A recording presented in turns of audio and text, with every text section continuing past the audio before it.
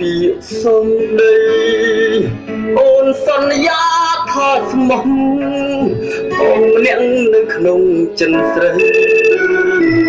បេះដូងបងសង្ឃឹមហើយពូចិនបើសញ្ញេគ្រប់គ្នាក៏ដឹងថាយើងសង្សារនឹងគ្នា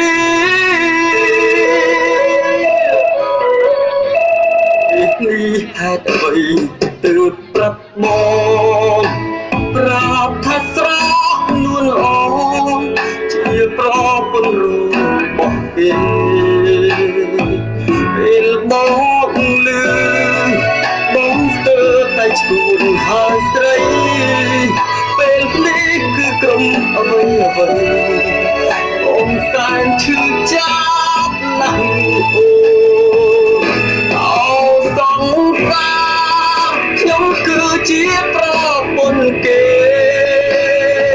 ខ្ញុំសែនមិនគេលើខ្ញុំចង់តែស្លាប់បងហើយនឹងក៏អូនមិនប្រាំពេលនេះអូនមិនសំឡំបងទេ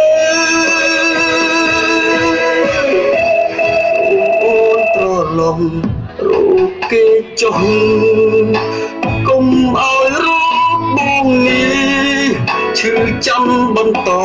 ទៀនស្រីជានេះបងគ្មានសមនឹងបានរូបស្រីមកថែនឹងថ្នាក់ថ្នមបីធ្វើប្តីប្រពន្ធគ្នាទេ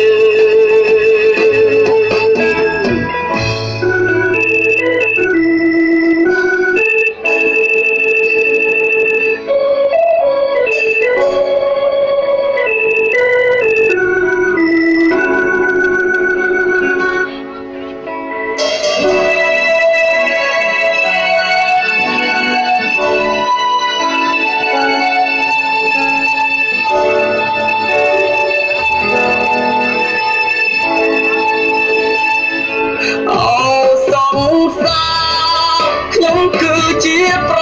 ពន្ធគេខ្ញុំសែនមិនគេលើខ្ញុំចង់តែស្លាប់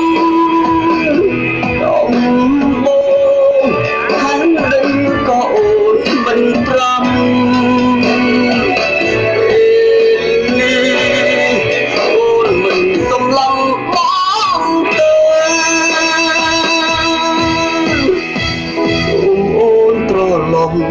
រកគេចុះកុំឲ្យរកបងនេះឈឺចាំបន្តទៀនស្រីជានេះបង